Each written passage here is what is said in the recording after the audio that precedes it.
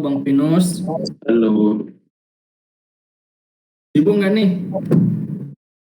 ah, sibuk juga enggak, dibilang sibuk juga enggak, dibilang enggak sibuk juga enggak sih. Baru UAS sih ini, kayak ujian gitu. Aduh, jadi nggak mengganggu kan? Alhamdulillah enggak sih. Oke, jadi gini Bang, kan ada patah nih, tak kenal maka tak sayang. Jadi lu perkenalan diri dulu dah. Oke, dari aku dulu nih yang perkenalan. Iya, Oke, halo teman-teman, selamat malam. Perkenalkan, nama aku Pinus Merpusianto. Aku dari Pati, lahir di Pati 3 September 2002, dan sekarang ini aku diterima di Universitas Diponegoro jurusan kedokteran S1. Oke, salam kenal semua wow. teman-teman. Oke, salam kenal. Kenal. Oke, selanjut. Gua juga perlu nih. Oke, perlu dong, kan juga ya, aku juga ngerti teman-teman kenal gitu. Oke, nama nama gua Wahyu Gumilang JP, asal dari Padang, Sumatera Barat, berkuliah di Presiden University, jurusan Teknik Informatika. Oke, bisa dipanggil siapa nih? Panggil Wahyu aja Bang Wahyu. Oke, halo Ayu. Kenal. Halo Bang Pinus.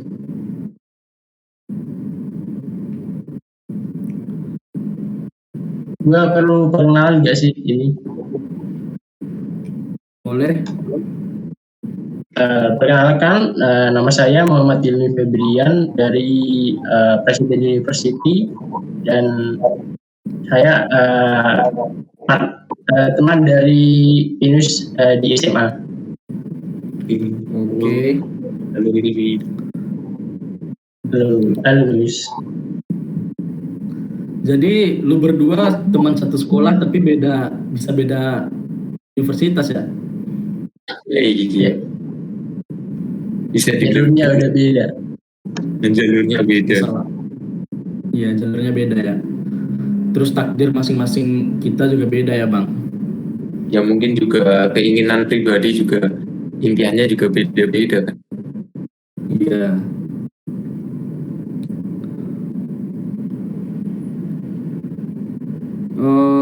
Alasan pilih jurusan di PTN itu apa sih Bang pertimbangannya? Langsung aja kali ya kita ke pembahasannya. Oke, Kan langsung gimana? ini kan Pinus kan dari lewat jalur SNMPTN nih. Apa sih alasan dari Pinus buat milih jurusan itu? Oke, mungkin aku jelasin dulu ya. Aku cerita dikit nih kepada teman-teman kalau untuk jurusan sendiri, kenapa milihnya di jurusan kedokteran dulu, nanti baru yang kenapa pilih di Universitas Diponegoro. Untuk jurusan sendiri, kenapa aku pilihnya di kedokteran? Aku sebenarnya itu untuk kemampuan sendiri atau di minatku di bidang mapel atau mata pelajaran itu, aku kurang tahu sendiri apakah di bidang biologi, kimia, matematika, atau fisika kayak gitu. Aku kurang tahu, kayak semuanya tuh aku suka semua, tapi juga nggak expert banget gitu. Nah, kayak rata-rata air gitu loh kemampuanku. Nah, terus di sini aku kayak, kan kalau dulu SNMPTN, angkatan kita kan 2021 kan dulu kayak kalau udah keterima di jalur SNM nggak bisa lewat jalur-jalur lain lagi kan kayak gitu. Nah, terus Iya. aku dikasih tahu juga sama orang tua aku untuk ambil nggak sekalian aja yang grade-nya tinggi gitu di kedokteran kan yang tinggi. Nah, ya aku coba aja di kedokteran, tah juga nanti bisa lewat jalur lain kalau tidak keterima, dan alhamdulillah keterimanya lewat jalur SNMPTN. Terus yang kedua, kenapa aku pilihnya di Universitas Diponegoro nggak universitas yang lain? Yang pertama tuh dekat dari Pati. Kalau Universitas Diponegoro, untuk jarak tempuhnya sendiri sekitar 2 jaman kalau dari Pati. Nah, itu juga pertimbanganku. Terus yang paling penting itu juga pertimbangan dari alumni di sana, seperti apa pembelajarannya di Universitas Diponegoro, dan aku banding-bandingkan juga, kebetulan kakakku itu dari kedokteran UNS 11 Maret, jadi aku membandingkan ke apa gitu pembelajarannya, dan aku cocoknya sepertinya lebih ke Universitas Diponegoro gitu untuk pembelajarannya, dan juga untuk alumni juga lebih banyak di Universitas Diponegoro, jadinya kayaknya aku lebih nyaman di Universitas Diponegoro gitu. Kalau kenapa milih di Universitas Diponegoro kayak gitu sih. Oh, keren sih. Bahkan dari sekolah gua pun rata-rata yang milih jurusan kedokteran nggak ada yang tembus malah. Ya walaupun dari sekolah swasta sih pas SMA dulu. Kalau sedikit info nih, kalau dari SMA 1 Pati kemarin tuh yang ada di kedokteran Universitas Diponegoro, jalur dari SNMPTN ada 2 anak sih. Jadi aku di sana agak sendirian, ada temanku juga kayak gitu. Oh iya gitu. Oke. Terus pas pemilihan jurusan itu atau pas lu masukin ke universitasnya ada nggak piagam gitu apa yang lu masukin dalam bentuk mungkin dalam bentuk portofolio ada nggak? Oh, kalau di kedokteran sendiri beda ya. Kalau sama kayak yang jurusan desain kan nggak pakai portofolio gitu. Terus kalau aku sih pakainya piagam, tapi piagamku jujur emang cuman ikut 1 kali doang lomba gitu. Aku anaknya nggak sering ikut lomba gitu. Cuman itu aku piagamnya juara 1 KSN Fisika, tapi cuman tingkat kabupaten juga sih. Oh wow. Oh jadi cuman satu piagam doang yang lu masukin gitu? Ini apa ya guys? Aku juaranya fisika tapi masuknya kedokteran, agak gak nyambung emang. Tapi sebenarnya ada cerita di balik itu sih. Kenapa kok bisa dapetnya fisika, gak bidang biologi gitu. Tapi kalau kayak sertifikat gitu berpengaruh gak sih kayak biologi atau fisika itu aja diutamakan gak sih di SNM gitu? Nah Kalau iya. Kalau SNM sendiri, aku kurang tahu sih ya kalau gimana untuk mekanismenya, karena kan langsung dari pihak universitasnya kan. Tapi kalau aku boleh cerita dikit nih kepada teman-teman, kan di Universitas Diponegoro tuh ada yang jalur SPUB dari yang kedokteran penerimaannya. Itu kayak jalur berprestasi gitu dari teman-teman yang misal punya piagam nasional atau internasional gitu, kemungkinan besar bisa keterima lewat jalur SPUB itu. Temanku di angkatan 2021 kedokteran Universitas Diponegoro itu juga ada yang sampai juara 3 kayaknya, juara 3 entah juara 2 gitu, lomba internasional itu bidangnya fisika juga, dan dia keterima gara-gara nyantumin piagamnya itu juga. Terus ada juga temanku itu yang sampai punya 30 piagam gitu, piagam apa lupa. Pokoknya itu tingkatnya sampai nasional gitu, dia masukin terus juga keterima lewat jalur SPUB. Itu sih. Berapa sih kayak sertifikat yang harus dimasukin gitu di SNM? Oh, kalau menurutku ya, kalau sertifikat tuh nggak ada, kalau maksimalnya sih itu dimasukin kayaknya Nggak ada patokan kemarin gitu ya? 2 atau 3 sih kayaknya. Tapi kalau minimal dari menurutku sendiri, kalau teman-teman yang misal nih angkatan 2022 kan berarti adik kelas kita, kalau misal mau masuk di jalur SNMPTN, kalau bisa nyantumin sih minimal 1 lah untuk piagam gitu, biar kayak lebih dianggap gitu prestasinya. Iya.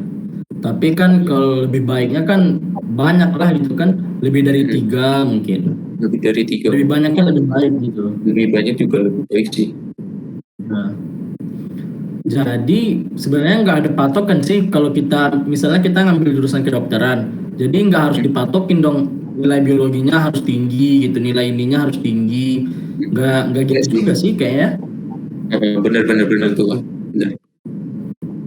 Ya soalnya pernah dengar kan kalau kita misalnya mau ngambil jurusan jurusan A, kita harus tinggi pada bidang-bidang tertentu gitu. Enggak juga sih, karena juga kita sebenarnya kayak aku kedokteran tuh kan nggak melulu soal biologi ataupun kimia juga kan ada fisikanya juga ternyata di dalamnya. Jadi sebenarnya di sini tuh di tiap jurusan sebenarnya tuh ada kayak percampuran lah. Kalau sebentarku tuh kayak antara irisan bidang fisika mungkin sama matematika di sana nanti digabung sesuai jadi eh, kemampuan kemampuan dari pribadi kita seperti apa biar bisa dikembangkan ke depan gitu sih. Iya sih.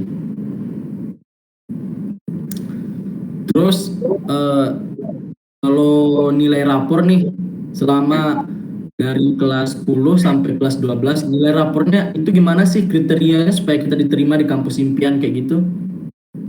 Kalau menurutku ya ini berdasarkan apa yang aku alami sendiri nih dan juga murni pendapatku sendiri. Kalau untuk masalah rapot sendiri kalau bisa jangan sampai ada yang di rata-rata dari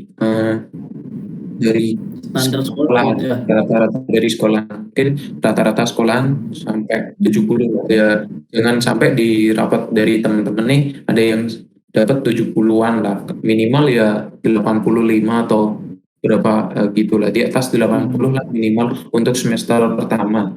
Nah, kalau untuk perkembangan nilainya sendiri, kalau bagaimana pengen lolos di SNMPTN itu menurutku lihat-lihat sekolah masing-masing sih bagaimana penilaian dari pemberian rapotnya sendiri kan terkadang ada yang beberapa guru tuh yang memberikan nilainya itu berdasarkan objektivitas, memang murni Iya. berdasarkan pemberian soal ujian seperti itu, tapi juga ada yang beberapa yang diambil secara subjektivitas, kita tidak menutup kemungkinan seperti itu juga sih.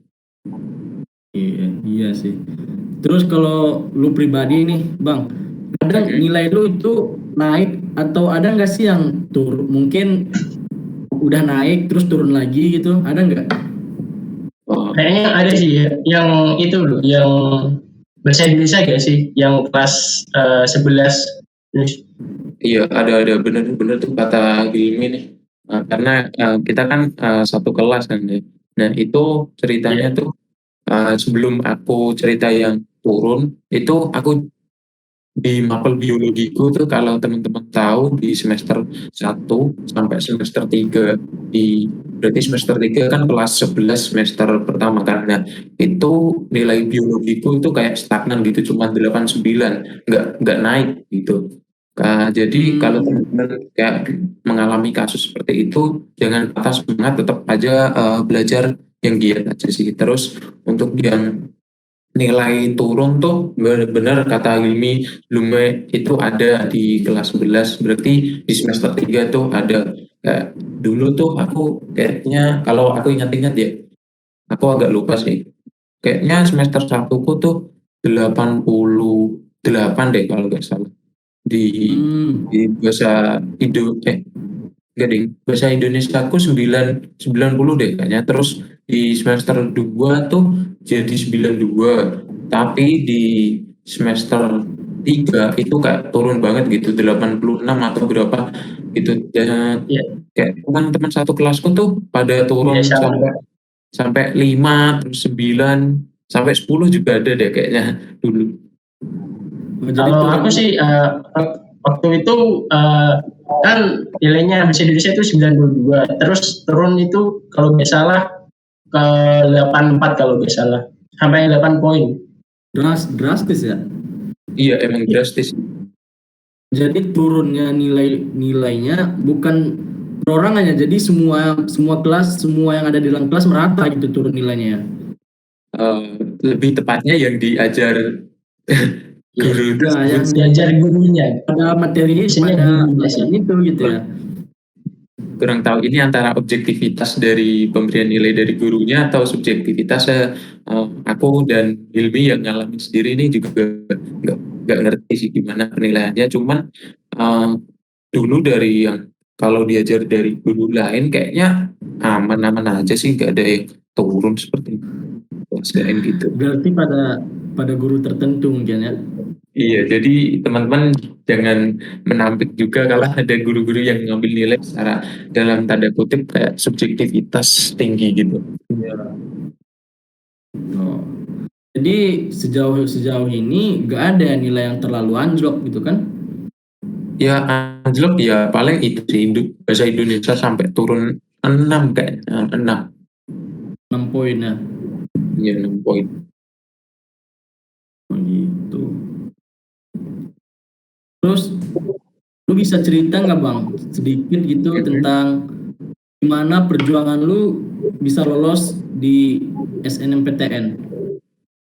Perjuangan lolos. Kalau SNM kan berarti kan mekanismenya dari semester 1 kan, rapat semester 1 sampai di semester 5 kan. Berarti aku perlu menceritakan nih kepada teman-teman bagaimana dari semester pertama aku seperti apa, terus semester 5-nya bagaimana akhirnya. Nah, kalau di sini sih aku lebih menitik beratkan kepada strategi belajarku aja sih. Bagaimana terus dapat nilai yang maksimal seperti apa gitu aja sih biar bisa lolos di SNMPTN kayak gitu. Ya itu apa kan kelas 11 itu kan Pinus kan ketua ketua kelas sama ketua di organisasi kan. Nah itu kayak bagi waktu buat belajar itu gimana? Iya. Oke, benar juga nih kata Hilmi. Aku kebetulan di kelas 11 nih jadi ketua kelas juga kan. Terus aja, jadi nih aku minta waktu dikit aja kepada teman-teman buat cerita aja nih. Terus juga di kelas 11 itu aku juga jadi ketua organisasi juga. Terus ke- ketambahan juga sedikit jadi ketua di departemen di salah satu organisasi juga lah, organisasi lain. Nah, aku sendiri memposisikan kayak bagaimana caraku tuh buat maksimalin nilai itu kayak strategi perang gitu. Kan anaknya suka game kan gitu kan. Terus aku anggap kayak kita tuh belajar bagaimana caranya kita buat maksimalin nilai meskipun ada banyak kayak kegiatan seperti organisasi gitu atau jadi kayak ketua kelas gitu kan juga perlu banyak menyita waktu kan dari belajar juga. Terus kalau aku sendiri sih mungkin ini cocok-cocokan aja dari teman-teman bagaimana cara belajarku. Aku sendiri jujur di rumah tuh jarang banget belajar waktu SMA. Nah, aku tuh tipenya orang yang kayak kalau kita waktunya belajar kita kan belajar dulu dari jam 7 sampai jam eh, setengah 4 lah kayaknya setengah 4 sore kan. Dan di situ kita kan full. Nah, aku tuh memposisikan bahwa ya kita belajarnya ya di situ aja. Kalau menurutku kita maksimalin aja dari yang di sekolah itu sebenarnya udah cukup banget sih dari sekolah. Terus kalau mau kamu tambahin buat les itu sebenarnya ya bisa sih, cuman kita sendiri tuh jujur aku dulu tuh cuman les di kayak satuan gitu. Aku dulu cuma les bagian fisika sama matematika doang Kak. Kimia, terus bahasa Inggris, terus maupun biologi itu aku nggak ada lesnya. Aku cuman itu aja sih, dua fisika sama matematika itu pun cuman 2 jaman Pak. Itu pun nggak setiap hari, cuman 2 harian. Nah, di situ aku membaginya tuh jadi dari jam 7 sampai setengah 4 itu aku bener-bener fokusin pikiranku buat nerima dari pembelajaran. Tapi ya juga di samping menerima pembelajaran kan di situ kita juga ada jam kosong kan, jadi bisa kita refreshing juga, kadang ada istirahat gitu kita bisa refreshing. Terus kalau udah ya udah di situ sisa waktu dari setengah 4 sampai jam 9 malam itu buat waktu diri kita sendiri, untuk waktu yang emang buat kita kembangin diri kita. Jadi kayak belajar tuh menurutku esensial aja gitu. Kalau kalian perlu belajar ya kalau lagi pengen belajar ya belajar aja. Kalau moodnya lagi nggak enak ya nggak usah dulu gitu sih kalau aku. Jadi dibalikin sama diri masing-masing aja kan. Kalau misalnya Iya benar, dia kan benar banget tuh. mood bisa mempengaruhi kan. Jadi kalau Hmm. misalnya lagi belajar, lagi waktunya belajar, kita ya belajar harus fokus, benar-benar fokus, tinggalkan yang lain. Jadi ya bisa kan. Bener-bener banget. Terus kalau bimbel segala macam, nggak bimbel sebenarnya juga bisa, asalkan kita belajarnya memang maksimal, rajin, nggak main-main gitu. Terus kalau emang mau bimbel ya lebih bagus, lebih membantu gitu kan. Hmm. atau atau apa kalau kita nggak bisa itu kita minta ajar teman gitu. Saya pernah kayak minta ajar ke Pinus, ya Pinus Ya, bantu gitu. Bener Sangat banget. bantu sih. Relasi bisa juga juga. penting banget sih untuk karena kita juga kan belajar itu kadang suntuk kan, kadang juga mentok, kadang nggak bisa, kita nggak bisa menampik lah. Kalau pelajaran SMA gitu kan masih umum kan, kayak ada Ya, matematika, fisika, biologi, kimia, kita nggak bisa expert di bidang semua. Tadi kan aku udah bilang di awal, aku tuh anaknya emang cuma rata-rata air aja. Kenapa nilaiku bisa disebut tinggi daripada teman-teman di sekolahku tuh ya karena itu strategiku di relasi itu, karena aku dulu kan banyak ikut organisasi kan, terus jadi kalau banyak relasi itu sebenarnya lebih memudahkan kita, kayak tanya, mungkin tanya tugas ataupun minta ajar ataupun bisa spill-spill guru. Misal guru ini penilaiannya seperti apa, kalau misal lebih menitik beratkan di subjektivitas ya kita lebih banyakin perilaku yang baik di depan gurunya kayak gitu. Tapi kalau memang objektivitasnya tinggi ya kita maksimalin tuh di ujiannya kayak gitu. ya betul sih. Jadi kalau memang belajar belajar ya, yang namanya manusia, yang namanya kita kan juga butuh waktu refreshing ya. Hmm. Terus bisa membagi Iya. di mana waktunya belajar, di mana waktunya untuk refreshing gitu. Terus Bang Pinus ada nggak yang mau disampaikan kepada teman-teman kita yang ada di rumah gitu, tips lolos Atau gitu, ke iya segala macam gitu? Oke, mungkin eh, aku nih mau nyampaikan kepada teman-teman yang nanti dengerin ini rekaman ini, kalau misal dari teman-teman nih pengen lolos, kalau dari pengalaman pribadiku sendiri itu, yang pertama kita tidak bisa menilai menafikan bahwa memang SNMPTN tuh benar-benar dari nilai rapot. Jadi yang pertama kita utamain itu nilai dari rapot, bagaimana kita bisa mendapatkan nilai rapot yang bagus dan juga tinggi di antara teman lainnya, bagaimanapun itu caranya. Nah, bagaimanapun ini caranya tuh bisa kita bedah lagi. Kalau menurutku pertama dari kita belajar sendiri. Nah, aku memegang teguh dari motivasi yang pernah aku dapatkan, sebenarnya tuh eh, kita teman-teman semua tuh gak ada yang bodoh ataupun pandai. Kita cuma dibedakan dari dua golongan aja, antara rajin dan tidak rajin, gitu aja sih. Jadi kalau kamu rajin, orangnya kerja keras, itu bisa banget mendongkrak nilaimu ini biar bisa semakin tinggi. Nah, terus terlebih lagi untuk mendapatkan nilai, kamu nggak bisa idealis banget untuk kalau aku orangnya jujur banget kalau ngerjain tugas ya aku sendiri, meskipun nggak bisa ya aku paksain sendiri itu untuk buat belajar sendiri, itu malah menyiksa dirimu sendiri kalau kamu emang nggak expert di bidang itu. Kalau kamu nggak expert ya kamu tanya kepada yang ahlinya. Kalau misal dulu tuh ada guru yang kayak gini di SMA aku. Mungkin Hilmi juga paham nih, kalau sebelum mengajar beliau tuh biasanya kayak gini. Kalau nanti dari anak-anak tidak paham, silahkan bertanya. Nah, udah diberi kebukaan seperti itu. Nah, terus tiba-tiba di akhir, kan teman-teman nih pada kayak ada yang cuman kayak lewat doang Ya, penjelasan dari beliau, terus ada juga yang pengen tanya tapi malu, terus ada yang bener-bener nggak paham pengen tanya. Nah, itu malah giniin lah, dari tadi kamu ngapain kok tidak mendengarkan saya gitu. Dan terus gitu kan kayak kena mental kan kalau kamu langsung tanya kepada beliau gitu kan.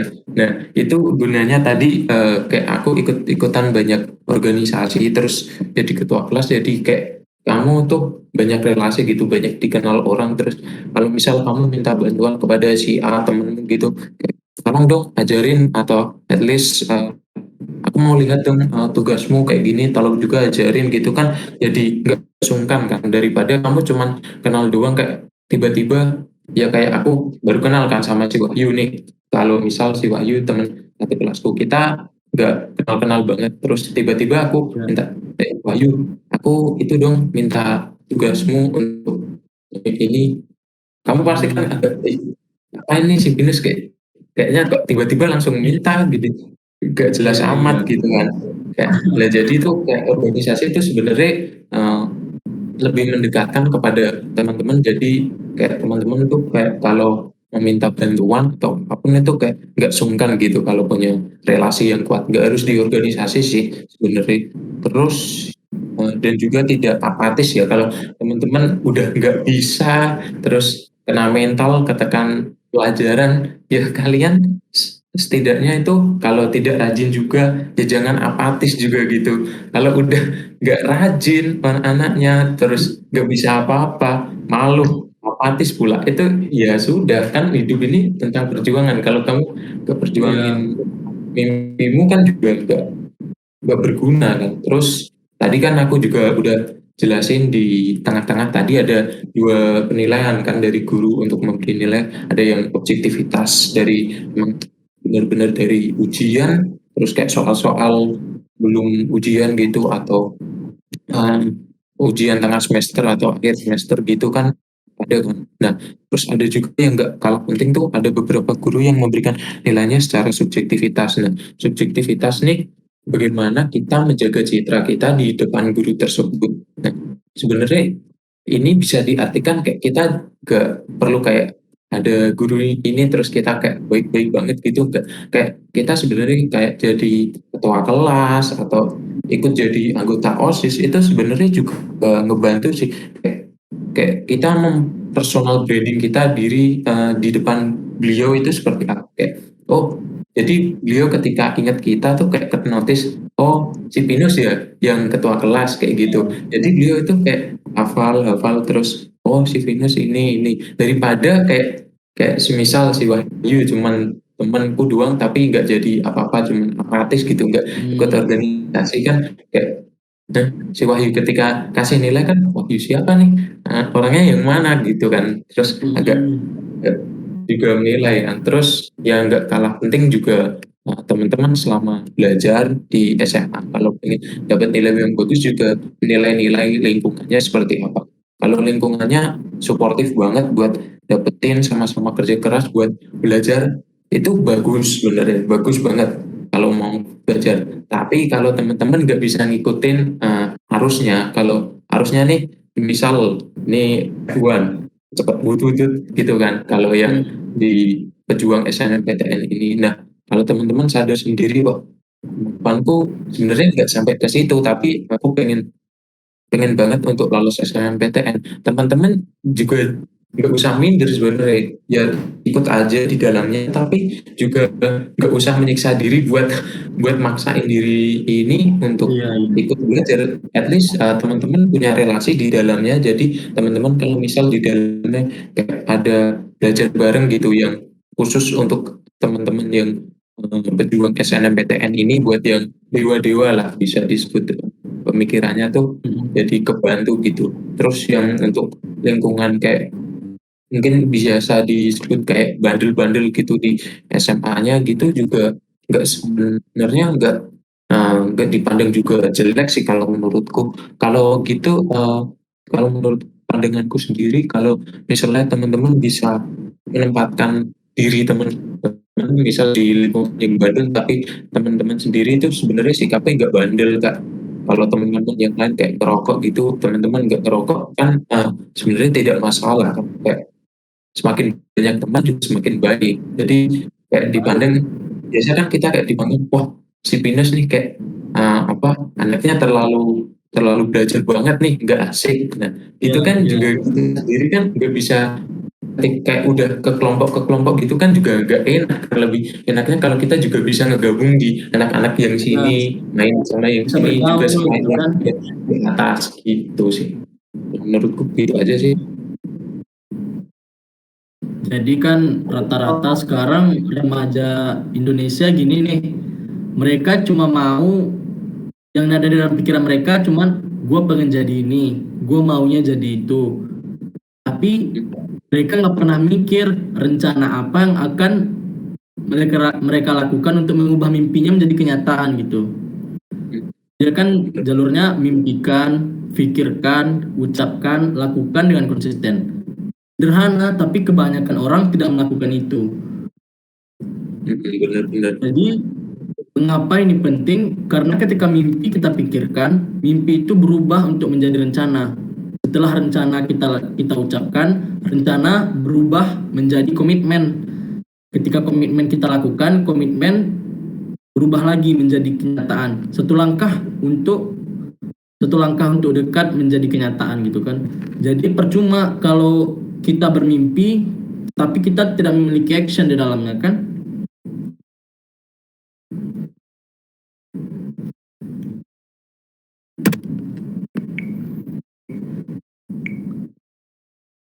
Terus sejauh ini gimana pengalaman di Fakultas Kedokteran gimana Bang? Wah, kalau sedikit cerita ya, aku rangkum ya. Ini teman-teman kalau di Universitas Presiden University nih gimana nih? Aku mau tanya dulu, sistemnya semesteran kah atau gimana? Ya, semesteran ya. Oh, Semesteran nanti ada kayak pemilihan kelas lagi gitu. Ya, Jadi kita bisa milih kelas. memilih kelas kita ya kita sendiri gitu, dikasih kayak mau milih kelas yang mana nih gitu, ya udah pilih sendiri. Ya, pilih dosennya ini gitu nanti ada di jadwalnya. oke. Berarti seru juga nih ya untuk teman-teman di Presiden University. Nah, di sini aku sedikit jelasin ya bagaimana untuk pengalamanku sendiri di Fakultas Kedokteran di awal-awal seperti apa. Nah, sebelumnya perlu yang teman-teman ketahui di Fakultas Kedokteran nih sistemnya nggak semesteran kayak teman-teman yang lain gitu. Kalau di Fakultas Kedokteran khususnya di bagian jurusan kedokteran di Universitas Diponegoro nih kayaknya juga berlaku juga sih di jurusan kedokteran di univ lain itu dibagi per modul. Ada modul 1, modul 2, modul 3 gitu. Di semester 1 ini ada dibagi dari modul 1.1 sama 1.2 dan yang terakhir 1.3. Nah, untuk pengalamanku sendiri yang pertama awal-awal itu sebelum menginjak ke modul itu ada kayak penjelasan umum gitu dari fakultas. Nah, sebenarnya di penjelasan fakultas tuh kayak ya wajar-wajar aja sih. Paling teman-teman juga dapat yang di Presiden University kayak peraturan universitas, terus apa yang perlu kita lakukan ketika di lingkungan universitas, apa yang tidak perlu, terus kayak pengajaran tentang tapi semakin kesini tuh kayak diajarin kayak bagaimana menulis daftar pustaka, terus bagaimana menemukan referensi yang bagus. Aku tuh kayak menyadari terus, ini buat apa gitu? Aku belum paham sebenarnya ini diajarin cari daftar pustaka, terus ini tinjauan pustaka yang bagus seperti apa? Untuk apa gitu kan? Aku belum paham. Terus di modul 1.1 dan 1.1 nih kalau teman-teman tahu tuh kalau di kedokteran Undip Universitas Diponegoro tuh kayak masih membahas tentang peraturan kedokteran, ke etika-etika kedokteran seperti apa gitu, tata cara kita terhadap pasien, terhadap ke teman sejawat, sesama dokter atau dengan senior kita gitu. Jadi kayak pertama tuh kayak benar-benar kalau teman-teman di keterima nanti di Universitas Diponegoro yang kata pendengar kita nih yang 2022 atau 2023 itu sebenarnya saat modul 1.1 tuh kayak memang basic banget gitu, emang nggak ada FK-FK-nya itu belum kerasa banget kalau di kedokteran Undip nih. Kalau di satu udah di situ aku kayak mulai terbuai gitu, ternyata di FK mudah banget ya kuliahnya emang gini doang, terus ya aman lah. Tapi terus masuk di modul 1.2 dan di modul 1.2 ini mulai kayak ada biologi dan kimia yang lebih di tajemin lagi lah. Utamakan. Lebih diutamakan. Benar tuh. Biologinya tuh kayak seputar kayak preparat dari bakteri gitu loh, dari ya bakteri-bakteri gitu, terus sama yang kimianya kayak ikatan-ikatan, pokoknya yang kayak kita SMA udah dapat tapi diekspertin lagi loh. Tapi sebenarnya dasarnya dari SMA sih. Kalau yang modus 1.2 ya masih oke lah, tapi ya di situ karena aku anaknya dulu agak-agak suka kimia ya, jadi agak kesulitan juga, mulai agak kesulitan. Tapi di sini aku mulai menemukan banyak temen lah di sini. Jadi ketika sebenarnya kita tuh ada tekanan atau kita nggak bisa dari tekanan kuliah atau pelajaran, kalau kita sebenarnya itu kuncinya kita punya teman yang senasib, yang juga merasakan hal yang sama. Jadi kita di situ nggak merasa sendirian gitu. Terus selanjutnya di modul 1.3 ini yang barusan aku ujian di sini, itu mulai masuk ke bagian kayak preparat histologi seperti apa bagiannya, terus anatomi dari tulang-tulang ataupun otot-otot di tubuh kita, kayak bener-bener FK-nya itu kerasa di modul 1.3 ini. Terus tapi di dalam ini 1.3 kan, dari 1.2 tadi kan aku gak merasa shock gitu kan, mulai agak kok mulai berat nih. Tapi di modul 1.3 nih kayak mulai terbiasa lah, gara-gara ya di sini aku udah mulai dapat banyak teman yang emang grup belajarku gitu di dalamnya, jadi agak mulai santai. Ya sedikit demi sedikit feelingnya udah dapet gitu kan. Ya ritme dari kuliah gitu. Petrus ikut kayak organisasi gak sih, kayak BM, HIMA gitu? Kalau di FK sendiri di jurusan kedokteran di Universitas Diponegoro, emang kalau di semester 1 tuh belum ada sebenarnya untuk ikut untuk organisasi-organisasi gitu, ataupun dari biro atau UKM dari unit kegiatan mahasiswa itu sebenarnya belum ada. Boleh ada tuh di semester 2. Jadi di semester 1 ini lebih kepada ke kayak LKKMPD ataupun pengenalan gitu dari mahasiswa baru seperti apa, terus kayak magang juga gitu. Baru agaknya intinya tuh di semester 1 tuh maba itu baru, kalau di jurusan kedokteran di Universitas Diponegoro tuh kayak baru magang-magang doang gitu. Nanti di semester 2-nya baru masuk. Tapi aku sendiri kalau ditanya pengen masuk organisasi apa sih, kayaknya kayak masuk di himpunan gitu deh, sama himpunan mahasiswa, sama salah satu organisasi ya kayaknya sedikit dan kedokteran juga, tapi ya lingkupnya jurusan sih. Oh gitu. Berbeda ya sama di Presiden University. Kalau di sini udah organisasinya udah mulai aktif, udah mulai gitu ya. Jadi berjalan ya. maba emang langsung gabung gitu ya. Iya. Ada kayak pendaftaran gitu. Ya udah dibuka registrasinya. Jadi teman-teman pada ikut organisasi apa nih kalau boleh tahu? Kalau saya pribadi nggak ada sih, orang lagi capek aja gitu. Soalnya dulu di SMA udah banyak lah ikut organisasi segala macam, kayak OSIS, apalagi banyak pokoknya dulu pas di SMA. Jadi sekarang udahlah kayaknya nggak dulu deh, mungkin semester 2 gitu. Kalau lu kepengennya pengen apa nih kalau misal ada kesempatan waktu gitu? Pengennya sih mau ikut kayak BEM, sejenis BEM gitu. Satu aja udah deh kayaknya. Ya sih. Terus teman-teman yang lain dari Rimi, Pania? Kalau aku sih itu sih kayak ikut HIMA sih. Ini masih kayak pendaftaran, masih interview kedua belum terima. Jadi masih nunggu nanti setelah interview kedua nanti mungkin ada pengumuman lagi untuk penerimaan. Iya. Oke, keren.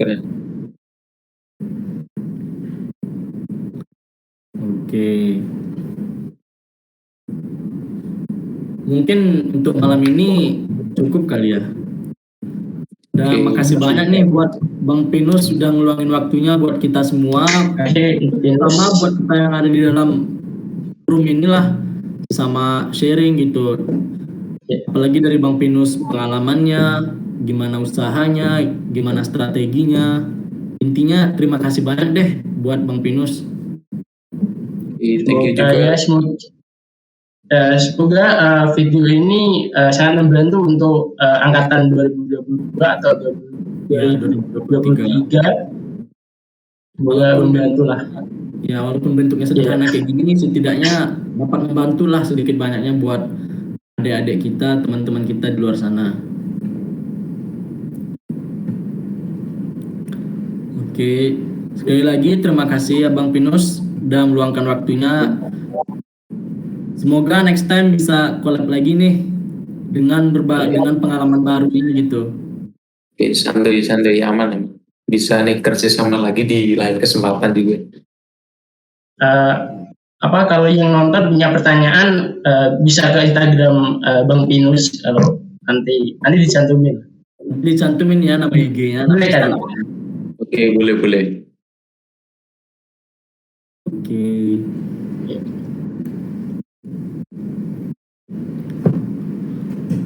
Makasih guys. Udah kali ya? Udah ya. Makasih Nus. Makasih ya Bang ya. Aduh. Oke, thank you ya teman-teman. Thank you. Thank you Nus. Oke. Thank you.